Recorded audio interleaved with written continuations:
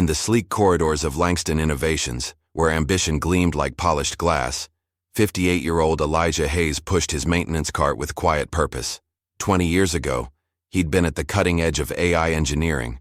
Now he fixed leaky faucets while CEO Clayton Riker barely acknowledged his existence. Executives discussed their failing prototype vehicle in hushed tones, unaware the janitor overhearing them had once pioneered the very technology they struggled to perfect. When Clayton's expensive car failed dramatically in the company parking lot, his mocking challenge, "Fix this and the car's yours," was meant to humiliate. Instead, it became the moment when invisibility transformed into undeniable brilliance, and a forgotten genius reclaimed his rightful place in a world that had tried desperately to erase him. Just before we get back to it, I'd love to know where you're watching from today, and if you're enjoying these stories, make sure you're subscribed. The sun hadn't yet crested over Chicago's skyline when Elijah Hayes arrived at Langston Innovations. At 58, his steps were measured but purposeful, his gray-peppered beard neatly trimmed against his dark skin. The security guard, Bill, nodded with genuine warmth. "Morning, Elijah. Another early start?" "Only way to get things done right," Elijah replied, his voice carrying the gentle weight of years. The gleaming 40-story building housed some of the brightest minds in technology, but few arrived before 8. Elijah liked these quiet hours. They reminded him of a different time. He changed into his Navy maintenance uniform in the small locker room, hanging his worn tweed jacket carefully. The name patch on his chest read simply, Elijah. No last name, as if his role didn't warrant the full identity. He gathered his cart of supplies and began his rounds. By 6:30, Elijah had already fixed 3 things that weren't strictly his responsibility. A flickering light in the women's restroom on the 18th floor had been bothering Sarah from accounting for weeks. The maintenance request had been filed, but no one had bothered. Elijah replaced the ballast with practiced hands. On the 22nd floor, the office printer had been jamming regularly. 2 IT technicians had declared it needed replacement, but Elijah recognized the issue immediately. A small piece of metal slightly bent out of alignment. With a pocket screwdriver and careful pressure, he corrected it. He left no note, took no credit. In the executive kitchen, a leaky faucet had been dripping for days. Elijah tightened it with his wrench, wiped down the sink, and moved on before anyone could arrive and see him there. These small repairs formed the invisible scaffolding of his days, problems noticed, solved, and forgotten, much like Elijah himself. The building began to fill as 9 o'clock approached. Engineers with coffee mugs hurried past him. Financial analysts in pressed suits barely glanced his way. Elijah became part of the background, a fixture like the potted plants or exit signs.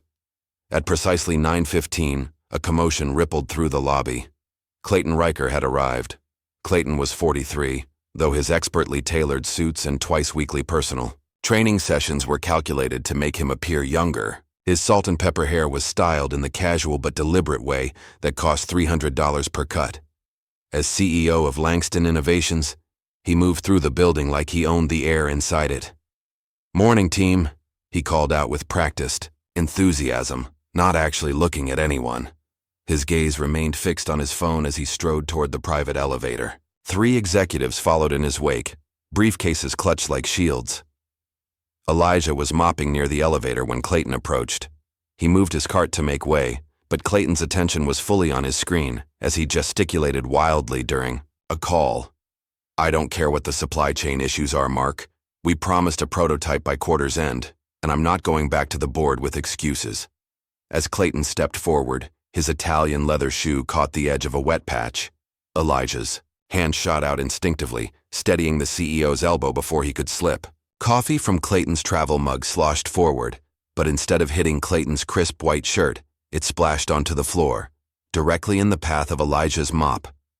Clayton ended his call and finally glanced at Elijah, recognition flickering briefly in his eyes before being replaced with impatience. "Watch where you're cleaning," he muttered, straightening his jacket. "Just doing my job, sir," Elijah replied quietly. Clayton scoffed. "Yeah, know your lane." The elevator doors closed, leaving Elijah alone with the spilled coffee and the lingering sting of dismissal. Later that morning, Elijah paused outside meeting, room 12B. Inside, raised voices debated technical specifications. Normally, he would continue past, but a particular phrase caught his attention. "The diagnostic test failed again," came a frustrated voice. "The self-learning protocol keeps hitting. A recursive loop. We've got 3 weeks to get this vehicle functional," another voice replied. "Clayton's betting the company on this." Elijah lingered, his ear tuned to the technical jargon flowing from the room. He recognized the problems they were describing. Issues of algorithm architecture, not unlike puzzles he had once solved in another life. A young woman approached, startling him. Her ID badge identified her as Zoe Mitchell, engineering intern. Her dark hair was pulled back in a practical ponytail, and curious eyes studied him behind round glasses. "Excuse me," she said, and Elijah quickly moved his cart. "Sorry, miss. Just heading to the supply closet." She nodded, but something in her expression suggested she didn't quite believe him. By midday, Elijah was working on the 32nd floor, where executive offices lined the perimeter. As he replaced a light bulb in the hallway, the elevator opened with a soft chime. 2 engineers emerged, frantically pressing the call button for another elevator. "Damn it, not again," the taller one said. "Third time this week," replied his colleague. "The up button on 12 is totally fried." Elijah watched as they departed in frustration. Once they'd gone, he rode down to the 12th floor. Sure enough, the up button had been pried open, wires exposed. Someone had attempted a fix and made it worse. With practiced movements, Elijah opened his tool pouch and extracted a small soldering kit. 5 minutes later, the button was working perfectly. As he packed away his tools, the elevator arrived with a soft ping. Zoe stepped out, surprise registering on her face. "Did you just fix that?" she asked. Elijah shrugged. "Simple wiring issue. The maintenance team said it needed a part that wouldn't arrive until next week. 2 engineers tried this morning and couldn't figure it out. Sometimes things just need a gentle touch," Elijah said, already wheeling his cart away. "Thank you," Zoe called after him, her voice carrying genuine appreciation. That evening, after most employees had departed, Elijah remained. This was his favorite time, when the fluorescent glare softened into the dim glow of security lighting, when he could move through the building without becoming invisible. He made his way to the R&D lab on the 26th floor. Officially, he wasn't permitted entry during business hours, something about confidentiality agreements and security protocols. But the night guard, Thomas, had long ago stopped questioning Elijah's after-hours presence. "Just need to check the HVAC vents," Elijah would say, and Thomas would nod. Inside the lab, Elijah moved with reverence among the half-assembled prototypes and blinking monitors. He straightened tools left carelessly on workbenches, tidied diagrams scattered across desks. His hands lingered on a partially assembled circuit board, his eyes tracing the patterns with the familiarity of an old friend. From his pocket, he withdrew a worn leather notebook. Its pages were filled with precise sketches and mathematical formulas, generations more advanced than the work currently displayed on the lab screens. He made a few notes, comparing what he saw with his own calculations. The next morning, Zoe began asking questions about Elijah. She approached Dana in HR first, the janitor who fixed the elevator. "What's his story?" Dana barely looked up from her computer. "Elijah? Been here about 5 years, I think. Keeps to himself. Why?" "Just curious. He fixed something in seconds that had everyone else stumped." Dana shrugged. "He's reliable. That's about all I know." Zoe tried the security team next, catching Bill during his coffee break. "Elijah? Good man," Bill said. "Always on time, never causes trouble. Makes the best cornbread you've ever tasted. Brings it in every Christmas. Does anyone know anything about his background? Before Langston?" Bill thought for a moment. "Don't think he talks about that much. Just the janitor, you know. Does his job, goes home." But Zoe couldn't shake the feeling that there was more to Elijah Hayes than met the eye. Friday morning arrived, with unexpected drama. Clayton Riker's custom prototype vehicle, a sleek silver machine that reportedly cost more than most employees' annual salaries, refused to start. It sat in the executive parking space, hood open, surrounded by a cluster of nervous engineers.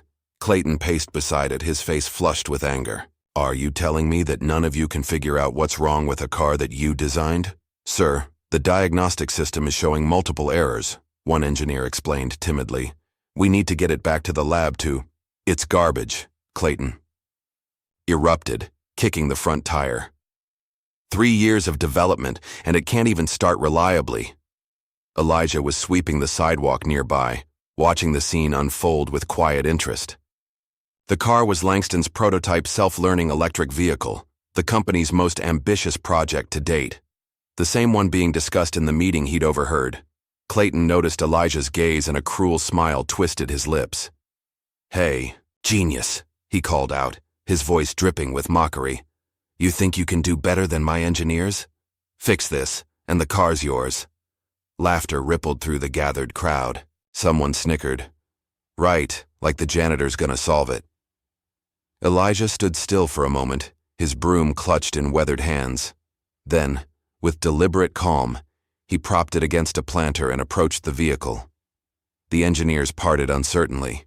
Clayton folded his arms, his expression smug. Elijah leaned over the exposed engine compartment, his eyes scanning the complex array of components. His fingers traced wiring paths with the confidence of intimate knowledge. He tapped twice on a junction box, adjusted 2 wires that had been improperly secured, and stepped back. "Try it now," he said quietly. Clayton rolled his eyes but pressed the ignition button on the key fob. The car hummed to life immediately, its display lighting up with a healthy green glow. Silence fell over the parking lot.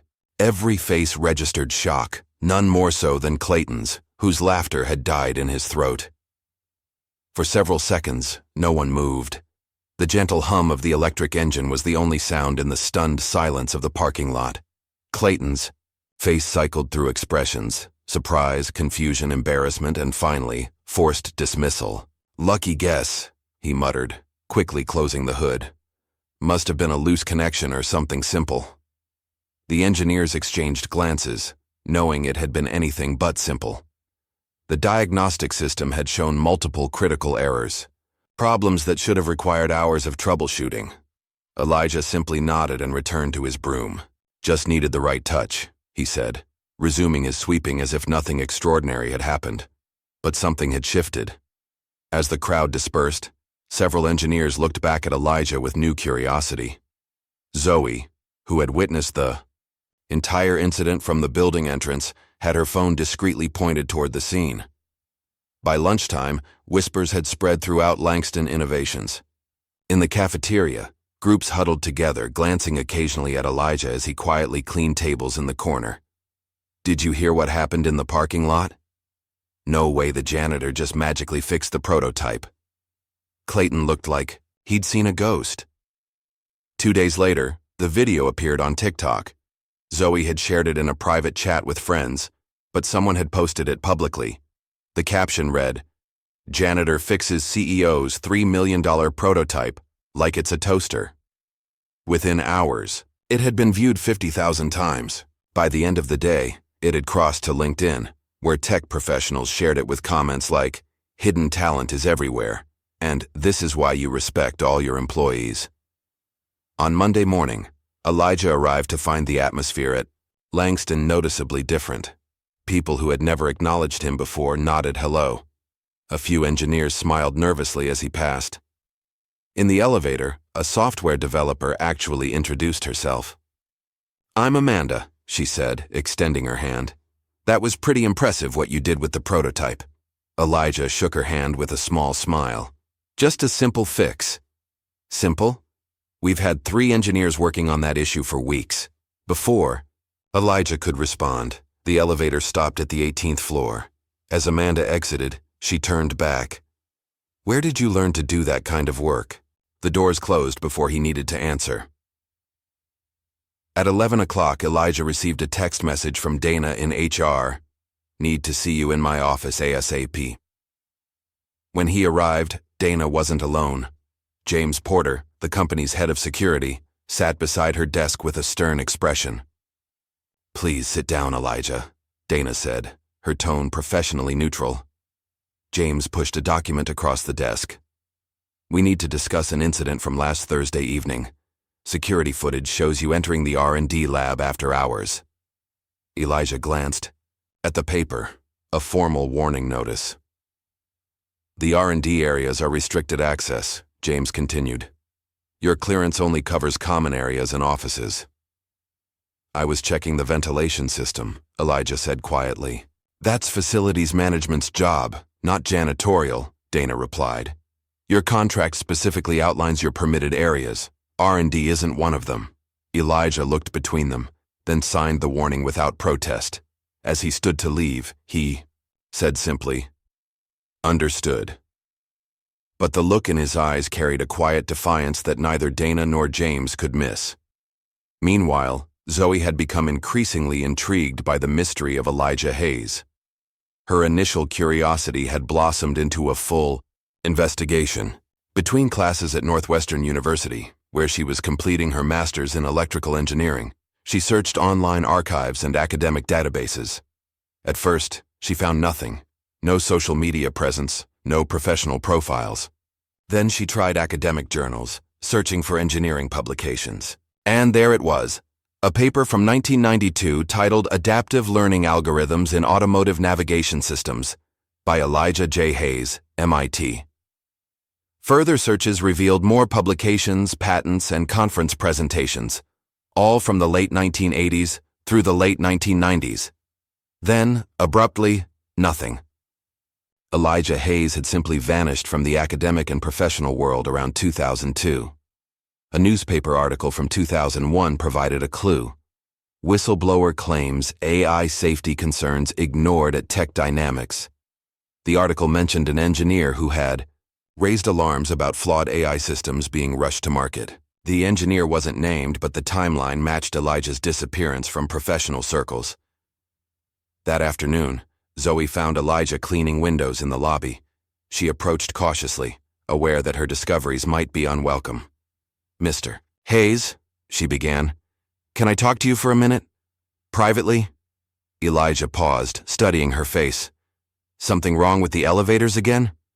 "No, it's about, MIT and Tech Dynamics."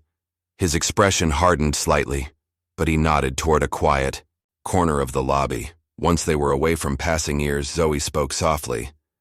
"You were a mechanical engineer. You taught at MIT. You published papers on adaptive learning systems 20 years before anyone else was thinking about them." Elijah remained silent, his eyes focused on the window cleaner in his hand. "What happened?" Zoe pressed. "Why are you here, cleaning floors, when you could be leading the R&D department?" Elijah finished with a sad smile. "Life takes turns, Ms. Mitchell." "Zoe, please," Elijah sighed, seeming to make a decision. "My younger brother Marcus worked at Tech Dynamics. He was testing a new AI guidance system, something I had expressed concerns about. The safeguards weren't adequate." He paused, the pain still evident. "After all these years, there was an accident. Marcus didn't make it. I went public with my concerns about the technology, showed how corners had been cut to meet deadlines. And they blackballed you," Zoe guessed. Elijah nodded. 20 years ago, loyalty to companies mattered more than safety. I couldn't get hired anywhere in the industry. Eventually, I stopped trying, started taking whatever jobs I could find.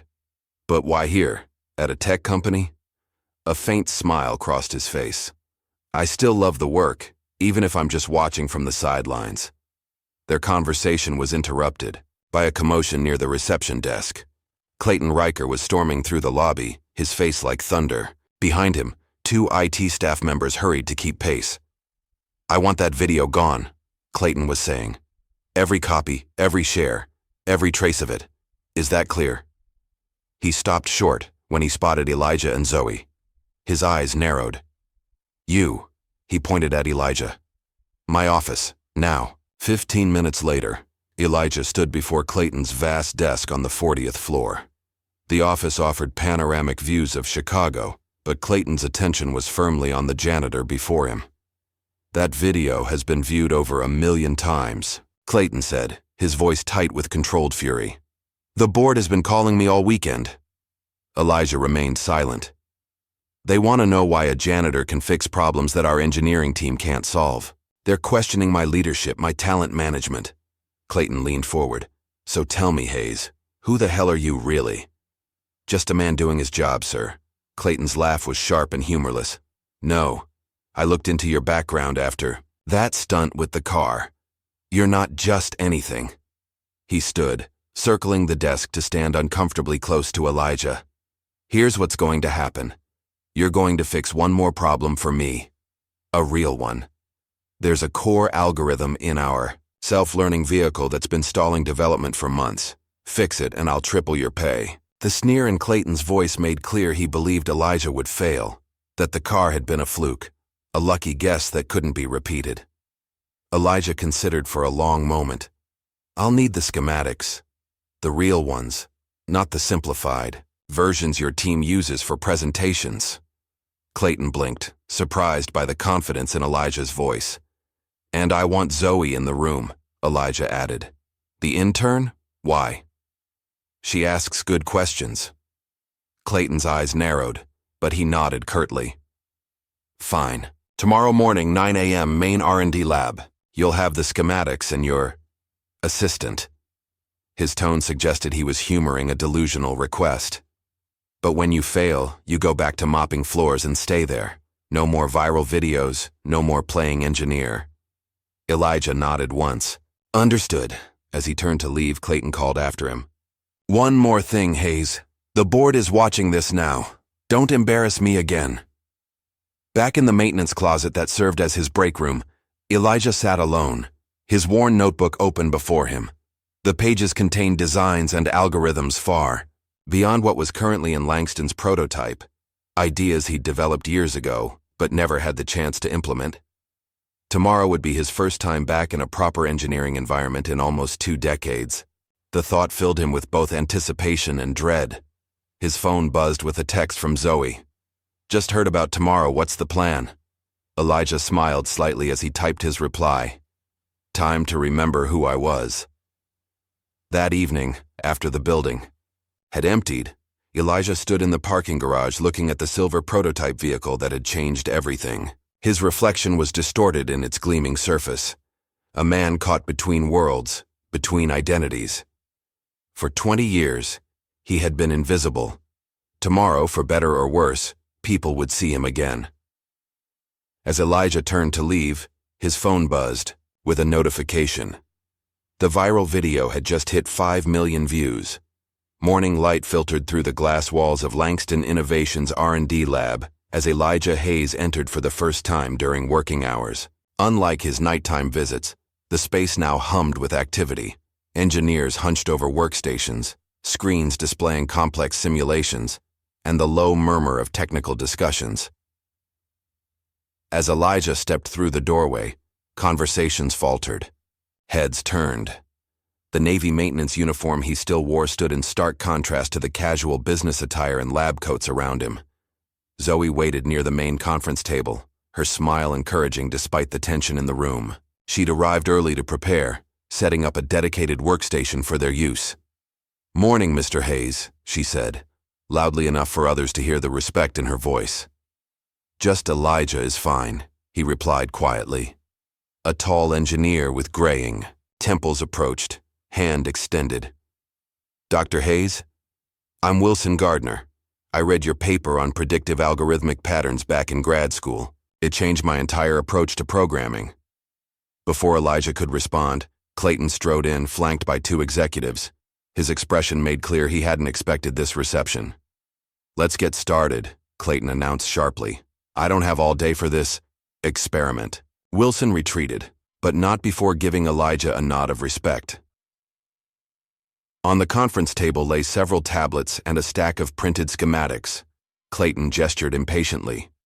"The algorithm in question relates to our vehicle's self-learning capabilities, specifically the decision-making protocols during unexpected road conditions." His tone carried the implication that these concepts would be beyond Elijah's understanding. Elijah picked up the top schematic, his eyes scanning the diagrams with practiced efficiency. 25 years might have passed since he'd worked in a proper lab, but the language of engineering remained fluent to him. "You've got a recursion problem," he said after several minutes of silence. Clayton snorted. "Yes, we're aware. That's what you're supposedly here to fix." Elijah spread out 3 schematics side by side. "It's not just recursion. Your system is creating data loops that feed back into the decision matrix without proper filtering. At high speeds, this would cause the vehicle to—" He paused, looking up at Clayton. "To lose control, possibly catastrophically." A murmur rippled through the gathered engineers. One of them, a younger man with a Stanford sweatshirt, whispered loudly to his colleague, "That's exactly what I've been saying for months." Clayton's face flushed. "We know the theoretical risks. What we need is a solution, not more problem identification." Elijah nodded calmly. "May I?" he asked Zoe, gesturing to the computer workstation. For the next hour, Elijah worked methodically, explaining his process to Zoe as his fingers moved across the keyboard with surprising dexterity for a man who supposedly spent his days pushing a mop. "See here?" he said, pointing to a section of code. "They've overcomplicated the safety protocols. Sometimes the simplest approach is best. A small delay in the feedback loop creates time for proper data validation." Zoe absorbed every word, occasionally asking questions that revealed her own sharp intellect. "So instead of trying to process everything simultaneously, you're creating a priority hierarchy?" "Exactly." Elijah smiled, a flash of the professor he once was breaking through. "In critical systems, you don't need to solve every problem at once. You need to solve the right problems in the right order." The younger engineers began to drift closer, drawn by the clear, practical wisdom in Elijah's explanations. Even those who had initially looked skeptical were now taking notes. Clayton noticed the growing audience and frowned. He stepped forward, deliberately interrupting.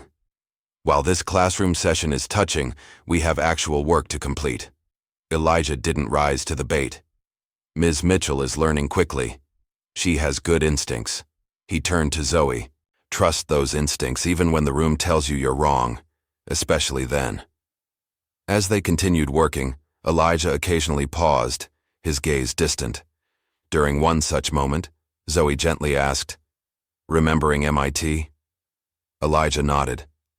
"Different time, different world." He opened his worn notebook, showing her hand-drawn diagrams from decades earlier. "I was working on adaptive learning systems when most people thought AI just meant robots in science fiction movies."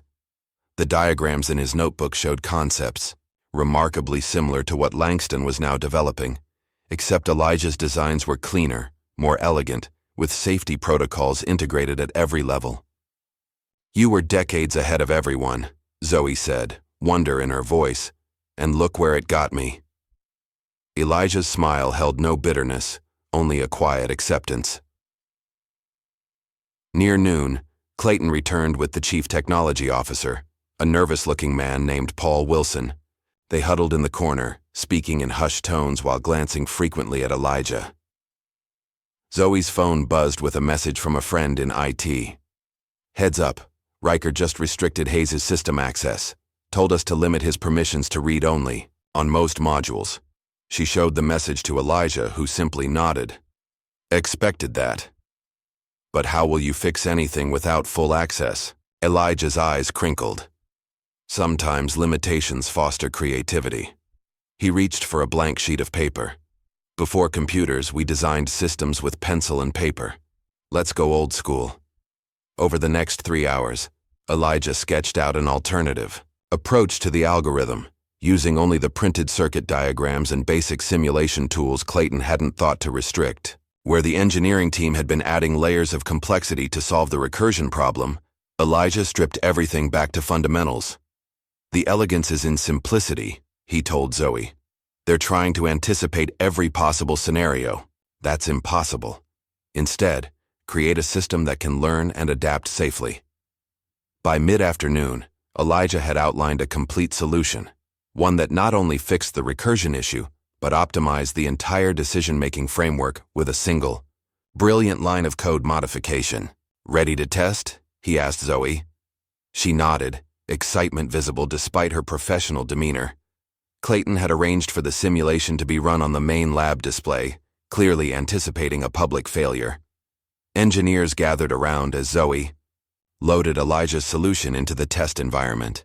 The simulation began, a virtual version of the prototype vehicle navigating increasingly complex road conditions. Where previous tests had shown the AI hesitating dangerously or overcompensating, Elijah's version moved with fluid confidence, making decisions that seemed almost human in their intuitive correctness. When the final test, an emergency obstacle, avoidance scenario that had consistently crashed the system before, completed successfully, spontaneous applause broke out in the lab. "He did it," Wilson Gardner said, shaking his head in amazement. "One day. It took him one day."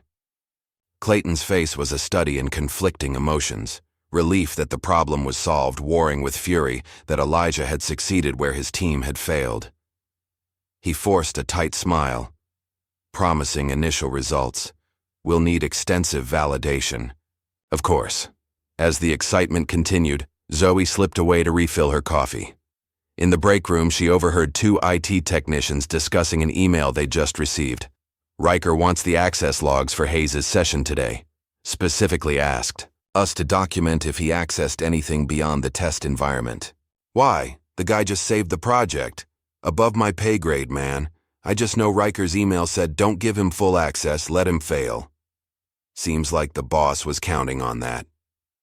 Zoe returned to the lab, anger simmering beneath her professional exterior. She found Clayton congratulating the engineering team on collaborative problem-solving, with no mention of Elijah's contribution. "Mr. Riker," she said, her voice steady despite her racing heart. "A word?" Clayton followed her to a quiet corner, his expression impatient. "What is it, intern? I'm in the middle of something." "I know you deliberately restricted Mr. Hayes' access. You wanted him to fail." Clayton's face hardened. "Be very careful, Ms. Mitchell. You're making serious accusations against your CEO." "I have the email, sir." For a moment, genuine alarm flashed across Clayton's features before he regained his composure. "You'd do well to remember your place. In this company, temporary interns don't typically have promising careers after challenging executives." He turned away, but Zoe wasn't finished. "He fixed your algorithm anyway, with pencil and paper. What does that tell you about who really belongs here?" Meanwhile, Elijah was speaking with several engineers who were eagerly asking about his approach. The atmosphere had transformed. No longer was he the invisible janitor, but a colleague whose insights they valued. When Zoe told him about Clayton's sabotage, something shifted in Elijah's eyes. The patient acceptance gave way to a quiet dignity, tinged with disappointment. "I think I'm done here," he said softly. "What? But you solved it. Everyone can see what you're capable of now." Elijah shook his head. "They don't want me here, Zoe. Not really." He gathered his notebook and the few personal items he'd brought. "I was never really back, was I?" Before Zoe could respond, Elijah walked toward the exit. Engineers tried to stop him to ask questions, to understand what was happening, but he moved past them with polite determination. As he stepped into the elevator, Wilson Gardner called out, "Dr. Hayes, where are you going?" Elijah offered a small smile. "Just Elijah is fine, and I'm going home." The doors closed, leaving the R&D lab in confused silence. That evening, the Langston Innovations Board of Directors held an emergency meeting. The success of Elijah's solution had rippled upward, along with troubling reports about Clayton's behavior. By morning, a formal apology had been drafted, along with an offer for Elijah to join the engineering team in an official capacity. But when security went to deliver the letter to Elijah's locker, they found it empty. His uniform hung neatly, his ID badge placed carefully on the shelf. Elijah Hayes had disappeared again. 3 days passed with no sign of Elijah. His small apartment in South Chicago remained empty, mail accumulating in the box. At Langston Innovations, his absence created a void larger than anyone would have expected for a maintenance worker. Zoe Mitchell, however, wasn't accepting Elijah's disappearance. She'd spent 2 days gathering documentation, access logs, email, threads, simulation results. building a comprehensive record of both Elijah's contribution and Clayton's attempted sabotage. On Wednesday morning, she made a decision that would change everything. Using her access to the development environment, Zoe created a public demonstration version of the vehicle's navigation system, a simplified but functional replica of what Elijah had fixed. At exactly noon, when the company cafeteria was at its busiest, she launched a live stream from her personal account.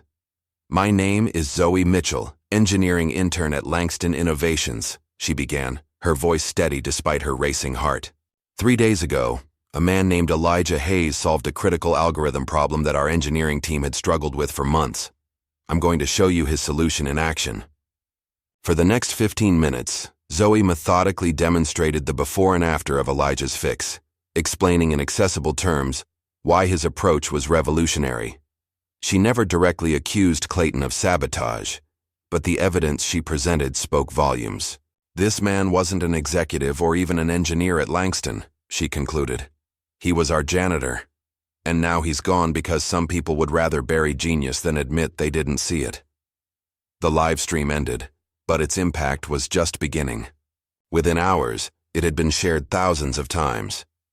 Tech blogs picked up the story, framing it as a modern David and Goliath tale. Headlines emerged across digital media. "CEO tries to bury janitor's genius fix."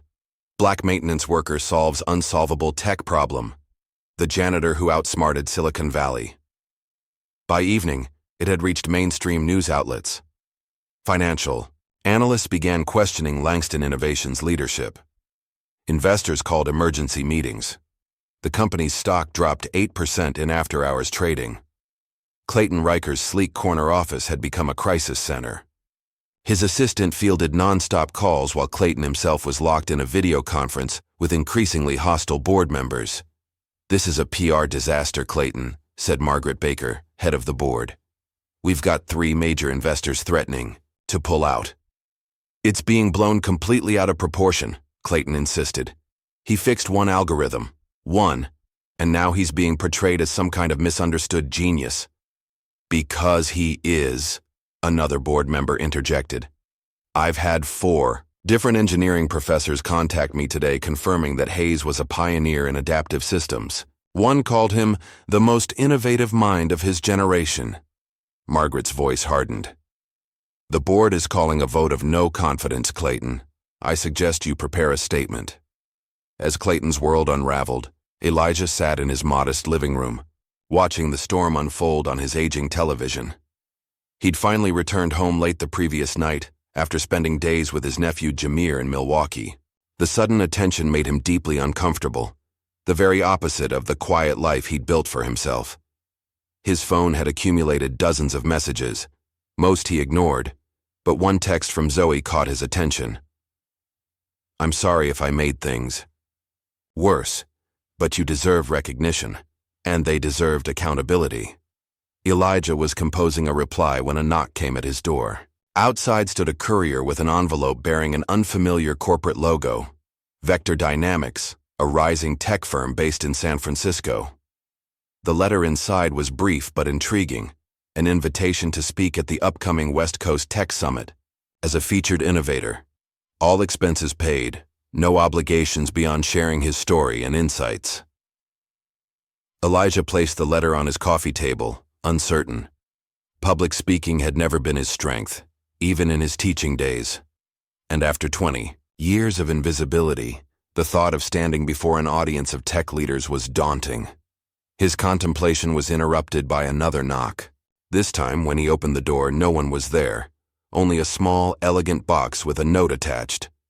"A promise is a promise. Langston Board."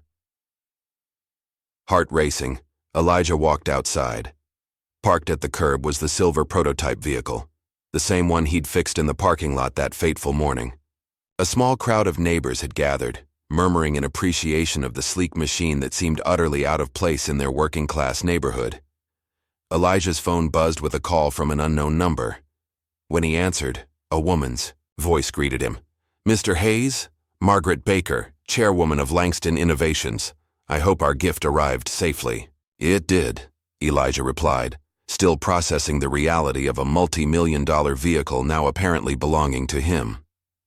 Consider it the first installment of our apology, Margaret continued. The board would also like to discuss compensation for your algorithm solution, and if you're willing, a more formal relationship moving forward. I appreciate that, Ms. Baker, but I'm not sure I'm looking to rejoin corporate America. I understand, but perhaps you'd consider consulting on your own terms. The door is open whenever you're ready. After ending the call, Elijah stood beside the gleaming car, its surface reflecting the modest homes of his neighborhood. The contrast wasn't lost on him, or on the children gathering to admire the vehicle. "That really yours, Mr. Hayes?" asked Danny, a 12-year-old from down the block. "Apparently so," Elijah replied with a small smile. "How'd you get it?" Elijah considered the question. "By fixing something others couldn't." 2 weeks later, Elijah found himself in a sleek San Francisco hotel, preparing for his keynote address at the West Coast Tech Summit. The invitation had come from Catherine Barnes, CEO of Vector Dynamics and a longtime rival of Clayton Riker, a fact Zoe had discovered and shared with Elijah before he accepted. "She's using you to embarrass Clayton," Zoe had warned during one of their daily calls. "Probably," Elijah had agreed, "but she's also giving me a platform. I might as well use it." Now, standing backstage as the host introduced him, Elijah felt a strange calm. The auditorium was packed with tech executives, engineers, and media, all eager to hear from the janitor who had outsmarted Silicon Valley. When he stepped onto the stage, the applause was deafening. Elijah waited for it to subside, then spoke simply and directly. 20 years ago, I lost everything for speaking the truth about unsafe technology. Today, I'm here because the truth found its way out anyway." For the next 30 minutes, Elijah told his story, not with bitterness or anger, but with the quiet wisdom of someone who had seen the industry from both the highest heights and the humblest positions. "The mind doesn't age," he said toward the end of his talk. "It doesn't care what uniform you wear or what title you hold. It just needs someone to believe in it again." The standing ovation lasted nearly 5 minutes. Back at Langston Innovations, the atmosphere had transformed. Clayton Riker had been placed on administrative leave pending a board investigation, with rumors of forced resignation circulating throughout the company. Zoe had been offered a permanent position in the R&D department, with a specific mandate to build a mentorship program for non-traditional talent. Her first official act was to create a recruitment initiative targeting maintenance and support staff across the company. "Everyone deserves to be seen," she told the HR team during the planning meeting. Elijah Hayes isn't the only hidden genius out there. The program, which she named Beyond the Badge, quickly gained support from engineers who had witnessed Elijah's brilliance firsthand. Wilson Gardner volunteered to teach technical workshops designed for employees without formal engineering backgrounds. As the initiative took shape, Zoe received unexpected support from Margaret Baker and the board. The PR disaster of Elijah's treatment had evolved into an opportunity to reshape Langston's culture and its public image. The day after Elijah's keynote speech went viral, Clayton Riker was formally asked to resign. The board cited leadership failures and ethical concerns in their public statement. Privately, they had presented him with evidence of his attempted sabotage and discriminatory practices that extended far beyond his treatment of Elijah. With Clayton gone, the board faced a critical decision about his replacement. After several closed-door meetings, they made an unexpected choice. Rather than bringing in an outside executive, they promoted from within, selecting Dr. Lisa Harmon, a respected engineering director with a reputation for ethical leadership. In San Francisco, Elijah was fielding job offers from nearly every major tech company. Vector Dynamics had made the most aggressive play, offering him the role of chief technology officer with compensation that would have been unimaginable weeks earlier. Yet as tempting as these opportunities were, Elijah found himself hesitating. The corporate world that had once rejected him now desperately wanted him back.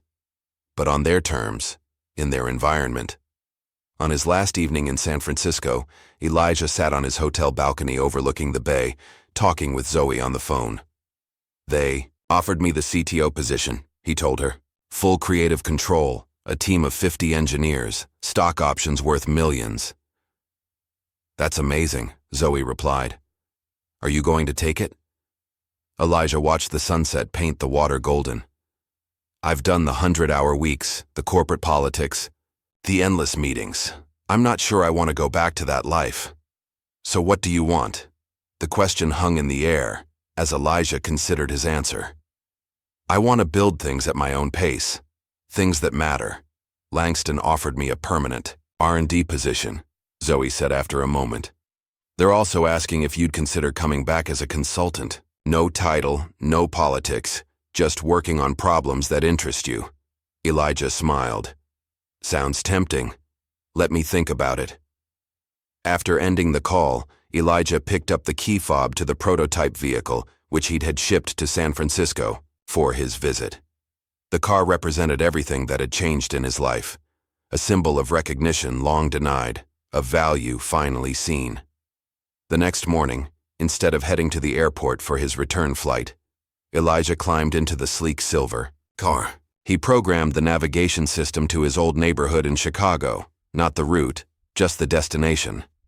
Then he engaged the autonomous driving system he had helped perfect. Let's go home, he said quietly. As the vehicle pulled smoothly into traffic, Elijah couldn't help but smile at the irony. 20 years spent invisible, and now his work would be seen by millions, guiding them safely home without them ever knowing his name. The car hummed beneath him, its AI making thousands of decisions each second using algorithms he had refined with pencil and paper. Outside, San Francisco slipped away as the vehicle merged onto the eastbound highway. Elijah Hayes was going home, not to hide, but to build something new on his own terms.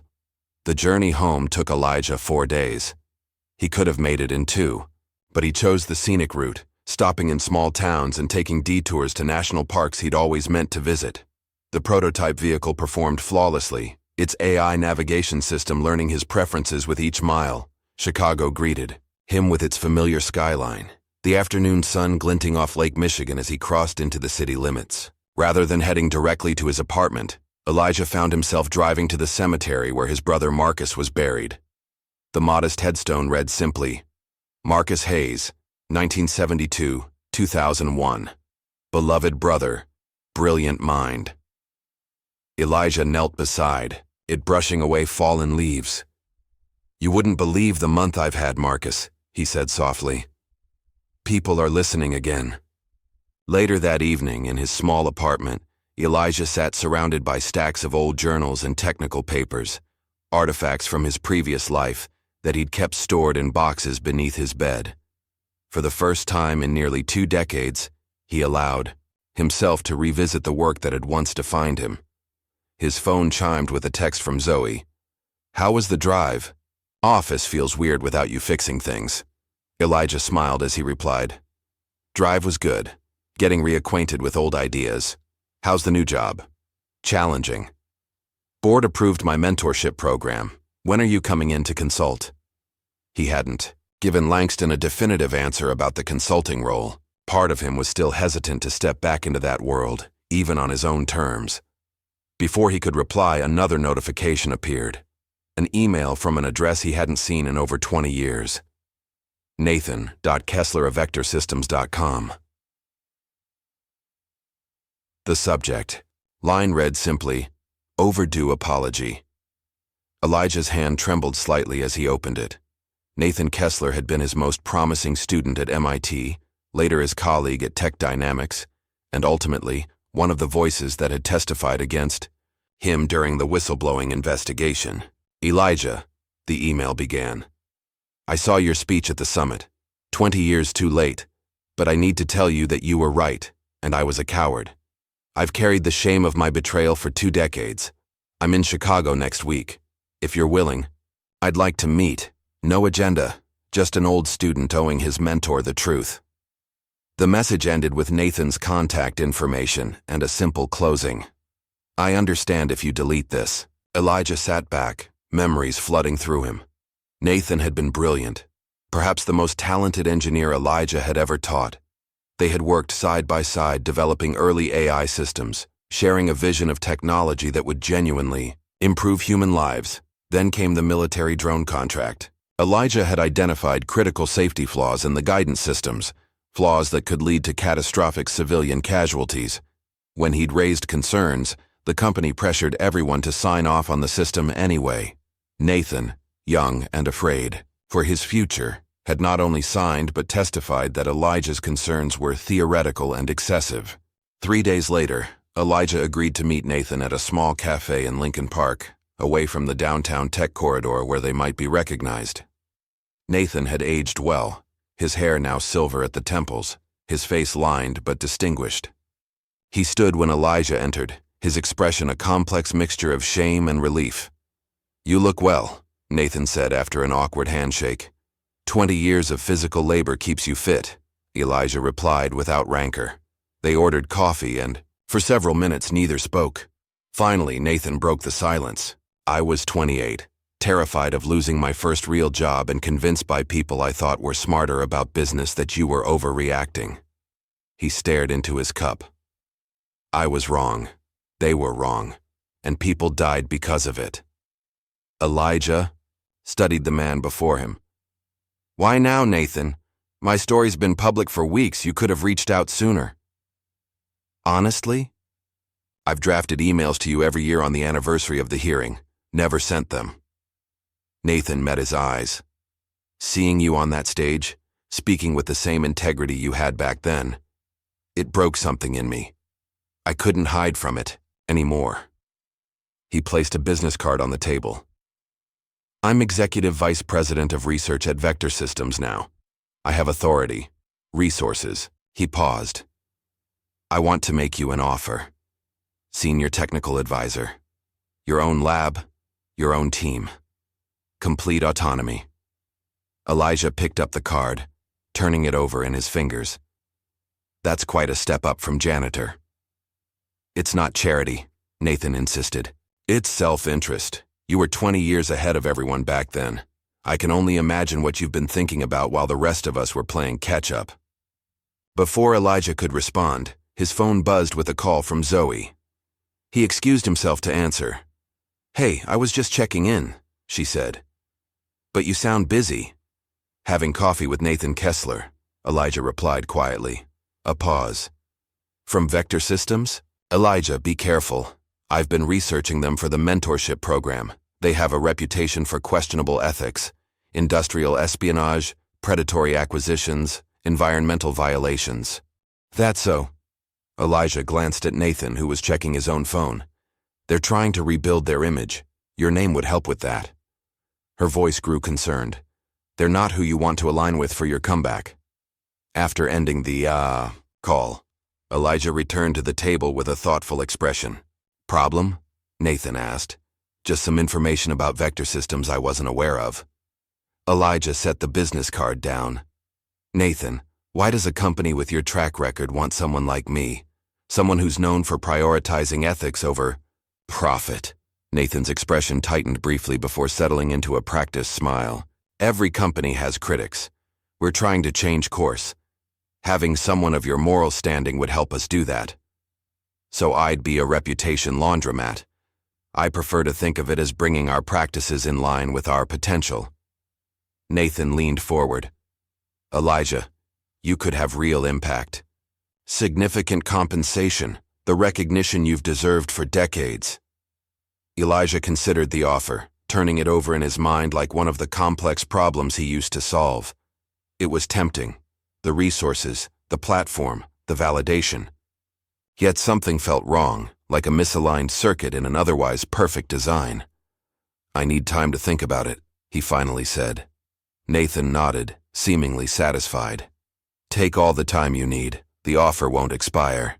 The following day, rather than heading to Langston or returning Nathan's follow-up message, Elijah drove to MIT.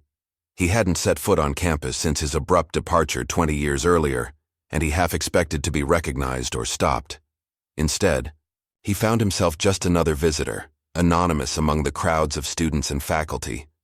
The engineering building had been renovated, but the bones remained the same.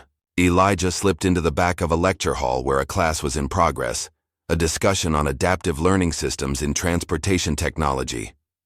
The fundamental challenge, the professor was saying, is creating AI that can make human-like judgments without human-like hesitation. Elijah smiled to himself. He'd written nearly identical words in a paper in 1994. As students presented their projects, Elijah felt a bittersweet pride. These young minds were building on foundations he had helped lay, exploring questions he had first formulated decades ago. They would never know who he was, sitting quietly in the back row. But in some small way, his work lived on through theirs. After the lecture, Elijah wandered the halls, eventually finding himself in the robotics lab. A janitor was mopping nearby, keys jangling at his belt just as Elijah's once had at Langston. "Mind if I look around?" Elijah asked. The man shrugged. "Just don't touch nothing. They get particular about their robots." Elijah thanked him and drifted through the lab, examining projects in various stages of completion. In the corner, a student team was working on a small self-navigating vehicle, not unlike a miniature version of Langston's prototype. "Excuse me," one student called out, noticing Elijah studying their work. "Are you a professor?" "No," Elijah said with a small smile. "Just someone interested in your project." The student, eager to share, launched into an explanation of their navigation system. Elijah listened, asking occasional questions that revealed more understanding than the average visitor. By the end of the conversation, 3 more students had joined them, all excited by Elijah's insights. "You really know this stuff," one commented. "Do you work in the field?" "I used to," Elijah replied simply.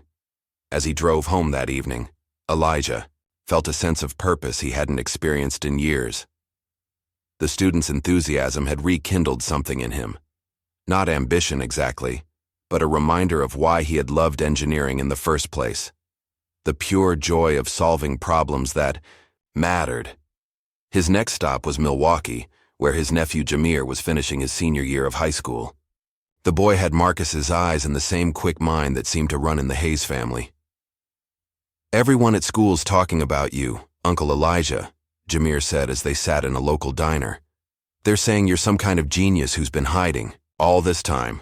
Elijah shook his head, embarrassed. "Just a man who knew how to fix something.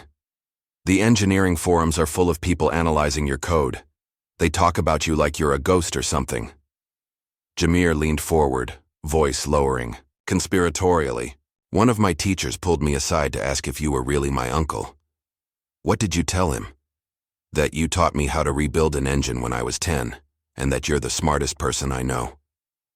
Janitor grinned. "But I didn't tell him you're the reason I applied to engineering programs." Elijah felt a lump in his throat. "You got in somewhere good?" Janitor slid an envelope across the table. Inside was an acceptance letter from MIT, the same program where Elijah had once taught. "I was going to keep it a surprise, but then you got famous." Elijah read the letter twice, pride swelling in his chest. "Your father would have been so proud." "Janitor, I know." The young man's eyes grew serious. "That's why I need to ask you something. All these companies wanting to hire you now, are you going to take any of those offers?" "I'm considering it." "Why?" "Because you're not just building machines, Uncle Elijah. You're building a legacy." Janitor tapped the MIT letter. "The way I see it, you've got a second chance to do things right, to build things that help people without compromising." When Elijah returned to Chicago, he found a formal letter waiting in his mailbox. Langston Innovations Board was requesting his consultation on their upcoming public release of the self-learning vehicle. "We'd like you to be the face of innovation," the note read, signed by Margaret Baker herself. Unlike Nathan's offer, this one included full creative control over the technical aspects of the project, not just a name to be used for publicity. A second letter arrived the next day, this one from Zoe, with details about the diversity-led tech incubator she was creating. She'd named it Hayes Labs and wanted Elijah to mentor the first class of participants. "It's not about titles," she wrote. "It's about building something that matters." Sitting in his small living room that evening, surrounded by the remnants of his past and possibilities for his future, Elijah made his decision. He called Nathan first. "I appreciate the offer," he said, "but I have to decline." "May I ask why?" Nathan's disappointment was evident. "Because 20 years ago I chose principles over position. I'm not changing that now." Next he called Margaret at Langston, accepting their consulting offer with one condition. "Zoe runs R&D and I'll remain an advisor. No titles, no politics." Margaret agreed immediately. Finally, he texted Jameer. "Decided to help build something that matters, starting with helping the next generation of engineers like you." 6 weeks after Elijah's return to Langston Innovations as a consultant, rumors began circulating through Chicago's tech community. Clayton Riker had landed on his feet. After his forced resignation, he'd maintained a low profile, until Vector Systems announced his appointment as their new chief strategy officer. "Did you see this?" Zoe asked, showing Elijah the press release on her tablet as they reviewed designs in the R&D lab. Elijah nodded, unsurprised. Nathan always did know how to capitalize on opportunities. "There's more." Zoe scrolled down. "They've hired 6 former Langston engineers in the past month, all from our AI vehicle team." Elijah frowned. The pattern was too deliberate to be coincidence.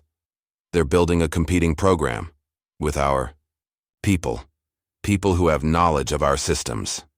Before they could discuss further, Wilson Gardner rushed in, his normally calm demeanor visibly shaken. "We've had a breach," he announced. "Someone accessed the secure server containing the core algorithm designs. IT is still assessing the damage, but it looks targeted. Only files related to the self-learning vehicle were accessed." Elijah's expression darkened. "When?" "Last night between 2 and 4 a.m. The access originated from inside the building." Zoe and Elijah exchanged glances. "Who was here at that hour?" she asked. "Security logs show a maintenance team doing standard HVAC work. They had proper clearance." Wilson ran a hand through his hair. "But something doesn't add up. The server access used high-level authentication protocols." Elijah opened his laptop, fingers moving rapidly across the keyboard. "Let me see the intrusion pattern." Wilson sent him the logs, and Elijah studied them intently, his face growing increasingly troubled. "This code signature," he said finally. "I recognize it." "From where?" Zoe leaned over his shoulder. "It's based on a security bypass protocol I developed at MIT, never published. Just a theoretical exercise. Only 2 other people ever saw it." Elijah looked up. One was my brother, the other was Nathan Kessler. The implications hung in the air. Nathan, now at Vector Systems with Clayton, had either executed or authorized the breach using Elijah's own methods. "We need to confront him," Zoe said. Later that afternoon, Elijah and Zoe sat in the lobby of Vector Systems' Chicago office, waiting for Nathan to return from a meeting. When he finally appeared, his surprise at seeing them quickly gave way to practiced corporate cordiality. "Elijah, Ms. Mitchell, this is unexpected." He gestured toward the elevator. "My office?" Once in Nathan's sleek corner office, pleasantries were quickly abandoned. Elijah laid a printout of the intrusion code on the desk. "Recognize this?" Nathan glanced at it, his expression carefully neutral. "Should I?" "It's a modified version of the security bypass I showed you at MIT in 1998. The one I specifically said should never be implemented because it left no trace of the original access point." "That was a long time ago, Elijah. Not too long for you to remember it well enough to use it against Langston." Elijah's voice remained calm, but his eyes held a cold intensity. "You accessed our servers last night." Nathan's smile faded. "That's a serious accusation without proof." "The code is the proof," Zoe interjected. "It's like a fingerprint. Circumstantial at best. Programmers borrow ideas all the time." Nathan leaned back in his chair. "Besides, what would we want with Langston's outdated algorithms? Our technology is generations ahead. Is that why you hired Clayton Riker and 6 of our engineers?" Elijah asked. Something flashed in Nathan's eyes, annoyance at being challenged perhaps, or frustration at being caught. Corporate mobility is the nature of our industry. Surely you understand that. Elijah stood, gathering the printout. You haven't learned anything in 20 years, Nathan. Still taking shortcuts, still hiding behind corporate doublespeak. And you're still naive about how business works, Nathan shot back, his composure finally cracking. Some of us live in the real world, where ideals don't pay the bills. They do when they're built into something people can trust, Elijah replied, moving toward the door. Remember that when your copied algorithms fail because you didn't understand the underlying principles.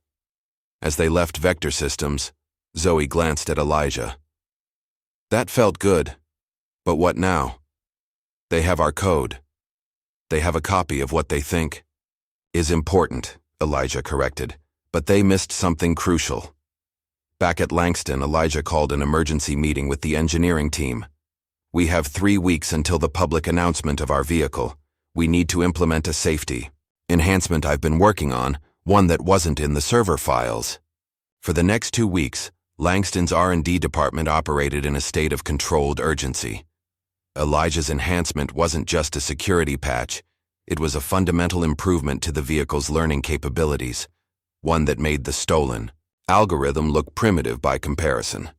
Meanwhile, online forums began filling with skepticism about Elijah's contributions.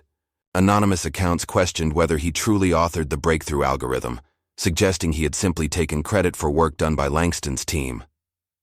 It's a coordinated campaign, Zoe said, showing Elijah the pattern of negative posts. And look at this. She pulled up financial records she'd obtained through a friend in accounting. Clayton still owns Langston stock through a shell company. He benefits if our valuation drops before the launch. The smear campaign intensified as the launch date approached. Tech blogs that had celebrated Elijah's story now ran headlines questioning his credentials. Clayton gave interviews hinting at the real story behind Langston's algorithm breakthrough. 3 days before the scheduled press conference, Langston held a full rehearsal. Elijah, who would be introducing the technology alongside Zoe, and the new CEO, Lisa Harmon, seemed unusually quiet. Everything okay? Zoe asked during a break. Just thinking about what to say, Elijah replied. They're trying to make this about me, but it's always been about the work. The morning of the press conference arrived with unexpected drama. Vector Systems had issued a press release announcing their own self-driving technology, scheduling a demonstration for the following week, clearly trying to steal Langston's thunder. The auditorium was packed with journalists, industry analysts, and investors. Camera crews lined the back wall. Social media representatives sat poised with their devices, ready to broadcast highlights.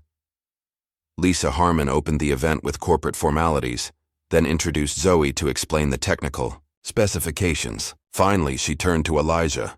And now, the man whose brilliant work made this breakthrough possible, Elijah Hayes. As Elijah approached the podium, a hush fell over the room.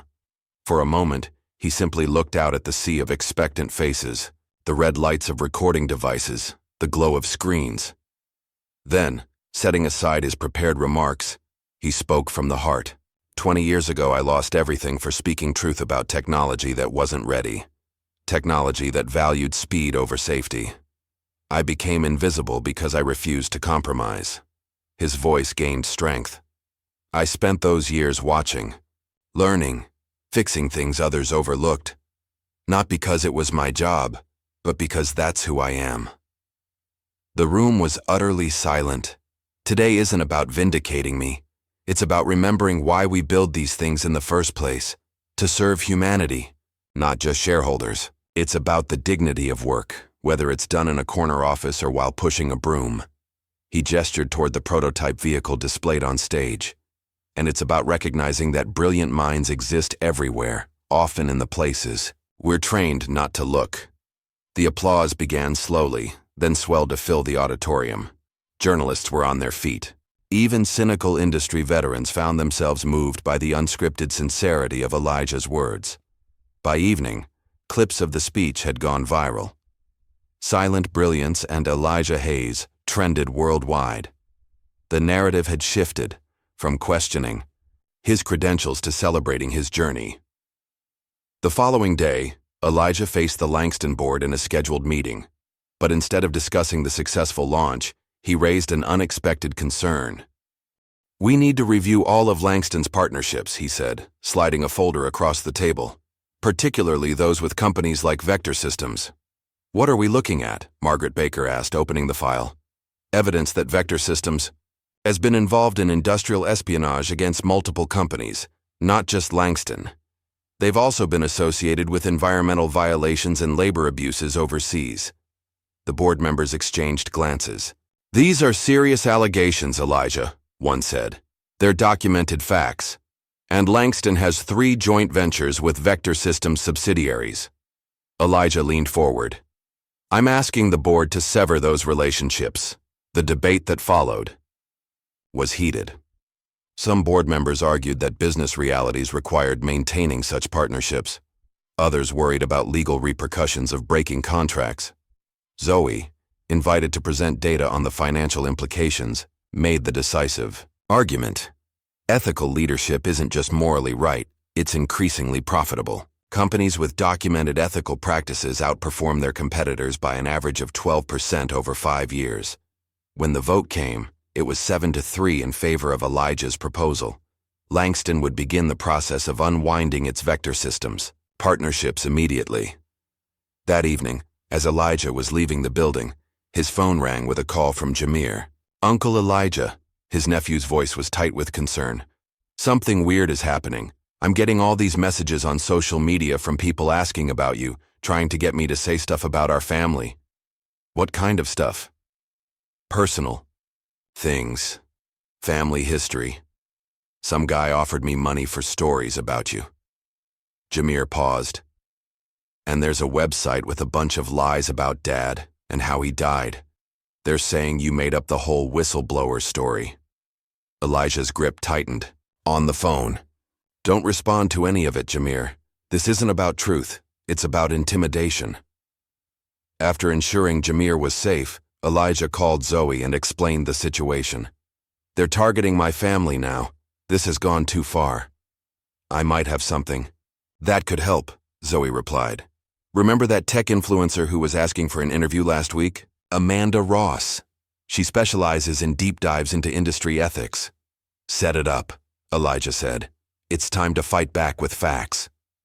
3 days later, Amanda Ross published a comprehensive analysis of Elijah's original prototype code from decades earlier, comparing it side by side with current industry standards. Her verdict was unequivocal.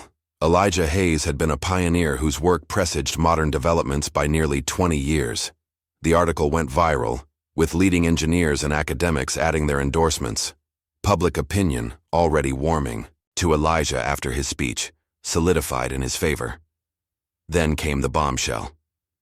A former Vector Systems employee, inspired by Elijah's story, anonymously leaked emails and documents proving not only the recent sabotage attempts, but a pattern of unethical practices authorized by both Nathan and Clayton. The evidence was damning enough to prompt a federal investigation. Within days, Vector Systems stock plummeted. Clayton and Nathan were placed on administrative leave pending the investigation. The company's planned technology demonstration was indefinitely postponed. At Langston, the mood was one of vindication but not celebration. Elijah insisted that the company take the high road, issuing a simple statement. "We build not just with code, but with conscience. That's the only sustainable path forward." When reporters pressed him for a more triumphant response, Elijah shook his head. "The work speaks. That's all I ever wanted." Morning sunlight glinted off a procession of vehicles winding through the Nevada desert. At the head of the line, Langston Innovations' prototype self-learning car navigated the rough terrain, with a fluid grace that made it seem almost alive. In the passenger seat, Elijah Hayes watched the navigation system respond to unexpected obstacles with the kind of intuitive precision that had been his life's work. "Nervous?" asked Zoe from the back seat, leaning forward to study the vehicle's dashboard display. "Not about the car," Elijah replied with a small smile. "About all of this." He gestured toward the media convoy following behind them, cameras capturing every moment of the journey. The government-sponsored autonomous vehicle challenge had drawn competitors from around the world, tech giants and startups alike, all vying to demonstrate the future of transportation. After Langston's successful product launch 2 months earlier, the board had insisted on entering their vehicle in the competition. "It's not just about winning," Lisa Harmon, Langston's new CEO, had explained. "It's about showing the world what ethical innovation looks like." Now, as they approached the starting line of the final testing course, Elijah felt a responsibility that went beyond the competition. The car represented not just his redemption, but a vision of technology guided by human values, rather than just profit margins. In the staging area, engineers from competing companies made last-minute adjustments to their vehicles. Unlike most teams, who were programming specific responses to anticipated challenges, Elijah had insisted that Langston's approach be different. "We'll set the foundational parameters," he had told the engineering team. "But then we let the AI learn with minimal interference. That's the whole point, to create something that can truly adapt." Some board members had questioned this strategy. "We're risking too much," one had argued. "The other teams are programming for every possible scenario." "And that's exactly why they'll fail," Elijah had responded. "You can't anticipate everything. True intelligence comes from the ability to handle the unexpected." Now, as the competition officials gave final instructions, Elijah's confidence in the approach remained firm. He and Zoe joined the other spectators in the observation area, where large screens would display each vehicle's progress through the course. "Ladies and gentlemen," announced the head judge, "welcome to the final stage of the National Autonomous Vehicle Challenge.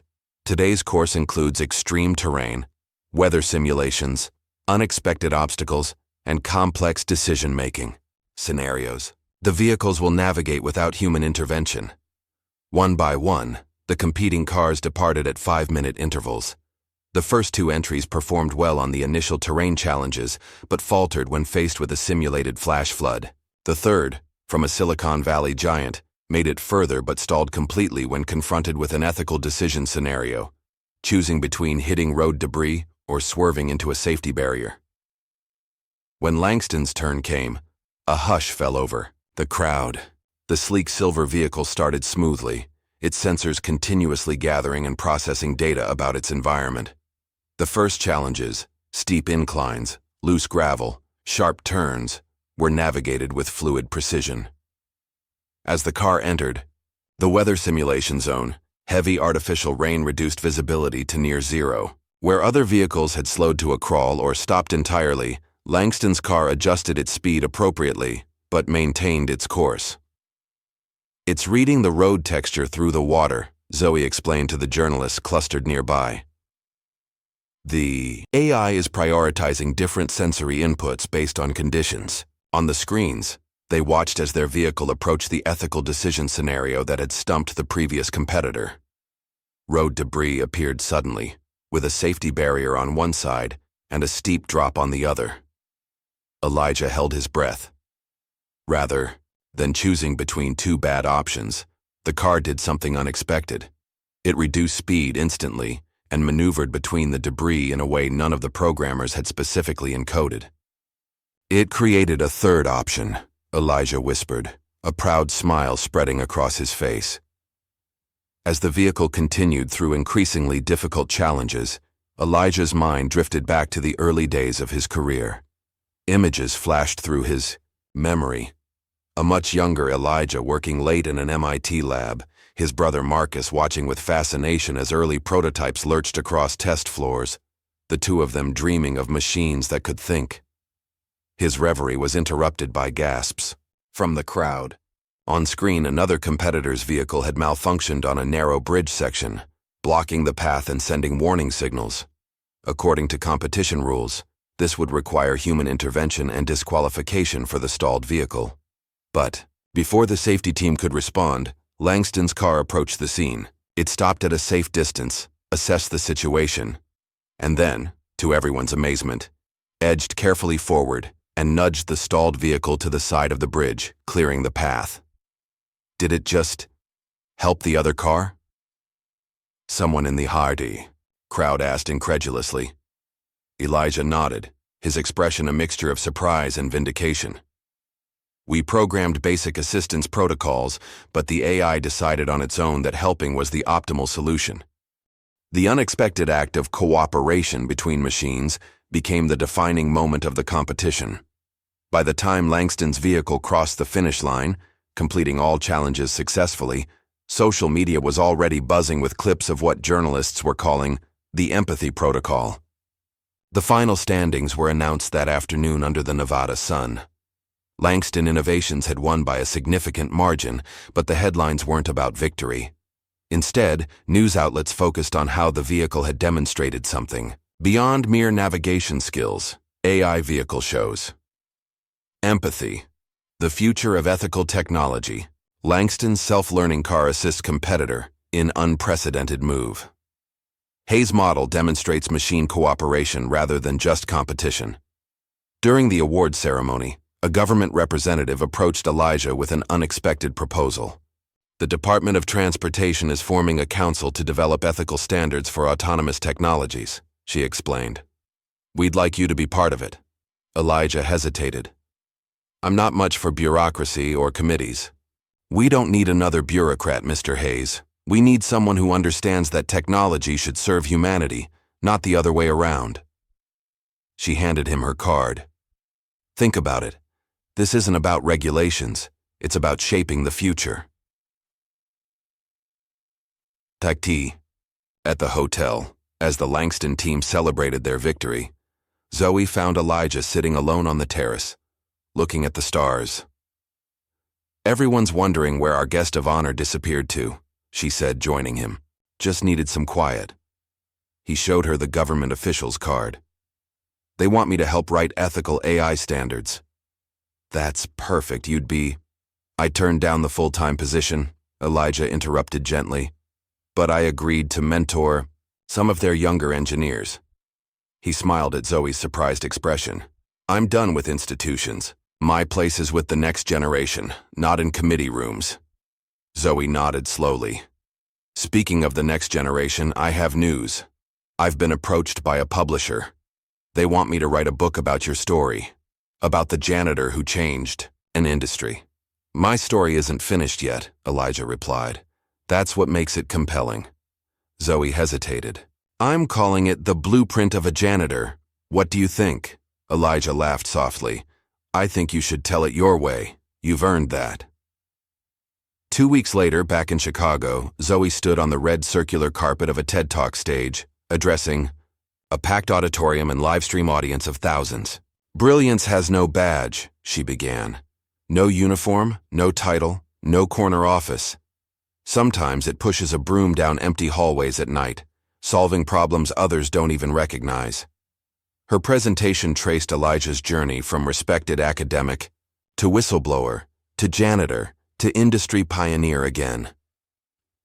The audience sat rapt as she revealed previously untold details of the algorithm that had changed transportation technology. The most revolutionary aspect wasn't in the code itself, she explained. It was in the philosophy behind it. Elijah Hayes didn't just teach machines to navigate roads. He taught them to value human life. As Zoe's talk went viral, garnering millions of views in days, Elijah was engaged in a very different conversation. He had requested, and been granted, a brief meeting with Clayton Riker, who was awaiting trial on charges of corporate espionage and securities fraud. They sat across from each other in a stark visitor's room, Clayton's expensive suit replaced by standard-issue clothing, his once commanding presence diminished by circumstance. Why are you here? Clayton asked, suspicion evident in his voice. Come to gloat? No, Elijah replied simply. I came to understand. Understand what? You had every advantage, Elijah said, leaning forward slightly. Education, wealth, position, power, and you wasted it all trying to be more important than useful. Clayton's face flushed with anger. You don't know anything about me or what I built. I know you saw people as tools, not talent. I know you valued status over substance. Elijah's tone remained even, without malice. And I know you never understood that true innovation comes from seeing potential where others don't bother to look. For a moment, Genuine confusion crossed Clayton's face. Why do you care? You won. I lost. It's done. Because your story matters. 2, Elijah replied, as a warning, if nothing else. Back in his old neighborhood on Chicago's South Side, Elijah put his resources to use in an unexpected way. The abandoned garage where his brother Marcus had once tinkered with cars became Hayes Innovation Workshop, a community tech club for local youth. With simple tools, donated computers, and Elijah's patient guidance, neighborhood kids who had never considered careers in technology began building their own robots and simple AI systems. Twice a week, engineers from Langston volunteered as mentors, including Wilson Gardner, who had become one of Elijah's strongest supporters. In late spring, an envelope arrived bearing the MIT seal. Jameer had been accepted to the engineering program. With a full scholarship, he drove immediately to his uncle's workshop to share the news. I knew you could do it, Elijah said, embracing his nephew. Your father would be so proud. Jameer grinned, but his expression soon turned serious. It's because of you, you know. Not just the recommendation letter, but everything else. Watching you stand up for what's right, even when it cost you everything. Elijah shook his head. No, you earned this on your own merit. Maybe, Jameer conceded. But because of you, I stayed with it. When other kids were giving up on math and science, saying it wasn't for people like us, I remembered my uncle who knew how to build thinking machines. As summer approached, the tech world's attention turned to Washington, where congressional hearings on AI regulation had begun. Though invited to testify, Elijah declined, preferring to submit written recommendations. Instead, his focus remained on the garage workshop and his consulting role at Langston, where he continued to refine the vehicle's learning capabilities. The Hayes model, as it had been officially named, was scheduled for limited production in the fall. The IDICE, first commercially available truly self-learning vehicle, certified under the new federal guidelines that Elijah had helped shape. On a warm July evening, music and laughter filled the street outside Elijah's modest home. The neighborhood had organized a block party, officially to celebrate summer, but everyone knew it was really about Elijah. No cameras were present, no media, no corporate representatives, just neighbors, friends, and the kids from the workshop. Folding. Tables lined the sidewalks laden with homemade dishes. Mr. Washington from the corner house played saxophone with a small jazz combo. Children darted between adults, their faces sticky with ice cream and joy. Elijah moved through the crowd, accepting congratulations and deflecting praise with his characteristic humility. These were the people who had seen him leave for work, each morning in his maintenance uniform, who had nodded hello when he swept their children's school auditorium during evening events, who had never treated him as invisible, even when the corporate world did. The silver prototype vehicle, now officially his, was parked at the curb, polished to a mirror shine. Throughout the evening, he gave rides to neighborhood children, explaining in simple terms how the car thought and learned. As the sun began to set, Elijah slipped away from the festivities and sat alone in the vehicle. He ran his hand along the dashboard, appreciating the craftsmanship and the journey it represented. To his surprise, the audio system activated on its own, and the opening notes of John Coltrane's A Love Supreme filled the car. His favorite jazz composition, one he often hummed while working. A note on the display read, "A small addition. Thank you for everything." Zoe, Elijah smiled, touched by the thoughtful gesture. She had programmed the car to recognize and play his preferred music without being asked, a small human touch in a technological marvel. Later that evening, as the party wound down, Zoe found him sitting on his front porch steps. "Quite a celebration," she said, joining him. "More than I deserve. Less than you deserve," she corrected gently. "But exactly what you needed." They sat in comfortable silence, for a moment, watching as neighbors packed up folding chairs and children chased fireflies in the gathering dusk. "I'm leaving Langston," Zoe said finally. Elijah turned to her, surprised. "The R&D position. Was incredible experience, she finished. But I'm starting something new. A consulting firm focused on ethical technology design. We've already got 3 clients lined up, including the Department of Transportation. Sounds like you don't need my mentorship anymore, Elijah said with a proud smile. Zoe shook her head. That's not how it works. You just didn't need permission to shine. She paused. That's what I learned from you, Elijah. Not the coding or the engineering, though that was valuable too, but the courage to stand in your truth without apology. The following Saturday, Elijah hosted a special workshop session. 20 children from the neighborhood gathered in the renovated garage, eyes wide with excitement as he unveiled a set of new robotics kits. Today we're going to build machines that can make decisions, he explained. But first we need to talk about what makes a good decision. A boy in the back row raised his hand. My dad says I need to be an accountant. Says there's no money in this robot stuff. Elijah studied the child thoughtfully. What's your name? Marcus, the boy replied. Like your brother in the pictures. Well, Marcus, let me ask you something. What do you love to build? The boy thought for a moment. Stuff that moves, that does things on its own. Then that's what you should learn about, Elijah said simply. I was a janitor's son. So was my brother. Remember that. The workshop proceeded, with children breaking into groups to assemble simple robots programmed to navigate obstacle courses. Elijah moved between tables, offering guidance where needed but mostly encouraging the students to solve problems themselves. In the corner, Jameer worked with the youngest children, displaying the same patience his uncle had shown him years earlier. It's not about being perfect, Elijah overheard him saying to a frustrated girl. It's about figuring out what doesn't work so you can find what does. Later that month, Langston Innovations held a formal ceremony to rename their R&D building. Despite his reluctance to be the center of attention, Elijah agreed to attend, on one condition. I'll come if you'll commit to opening the facility to public school students on weekends, he told Lisa Harmon.